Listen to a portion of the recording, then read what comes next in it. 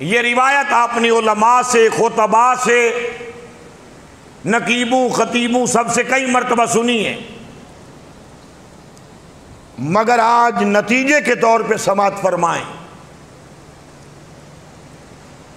ولادت علی ہوئی، کعبے کے اندر ہوئی، 3 دن علی کعبے میں رہے۔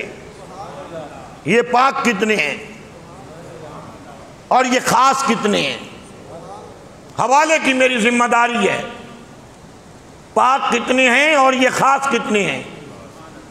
ولادت علی ہوئی، کعبے کے اندر ہوئی، 3 دن کعبے کے اندر رہے، نہ علی نے کسی کو دیکھا، نہ علی نے آنکھ کھولی، نہ علی نے زبان کھولی،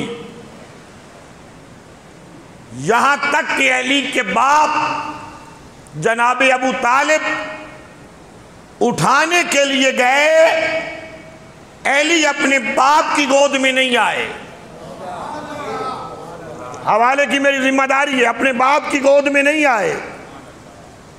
3 دن کے بعد جب مصطفیٰ گئے، 3 دن کا نومولود بچہ نہ کچھ کھایا، نہ پیا، نہ رویا، نہ آنکھیں کھولی۔ جب مصطفیٰ تشریف لے گئے کعبہ کے اندر، علی نے آنکھ بھی کھولی، نبی کے ہاتھ بڑھانے سے پہلے علی نے خود ہاتھ بڑھائے۔ جس کو اللہ نے زبان دی ہے وہ سبحان اللہ کہے، گونگے ہو کے نہ بیٹھیں۔ یہ نہ ہو کہ سخیوں کے ذکر کے اندر بندہ گونگا ہو کے بیٹھے اور محشر کے دن بھی گونگا ہو جائے۔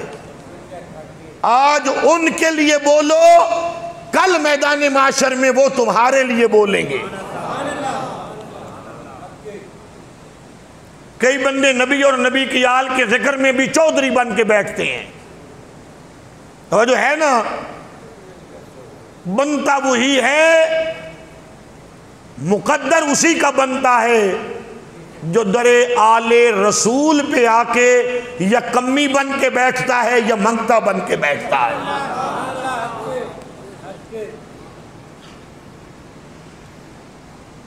میرے نبی نے اٹھایا، یہ روایت آپ نے کئی مرتبہ سنی، نبی نے اٹھایا، علی نے منہ کھولا، نبی نے علی کے منہ میں زبان رکھی۔ ابھی ہم تھوڑی وضاحت کرنا چاہیں گے۔ علی نے زبان چوسی، جو بچہ 3 دن تک نہ رویا، نہ کھایا، نہ پیا۔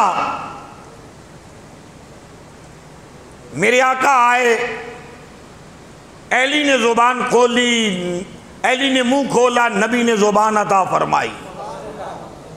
علی نے زبان چوسی، توجہ ہے نا،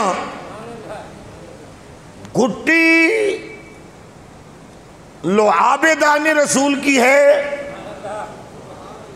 بات گھٹی تک کی نہیں ہے، بات کچھ اور ہے۔ گھٹی کب دی جاتی ہے؟ بچے کی ولادت ہوتی ہے، بچے کو نہلایا جاتا ہے، صاف کیا جاتا ہے، کپڑے میں لپیٹا جاتا ہے، پھر گھٹی دلائی جاتی ہے۔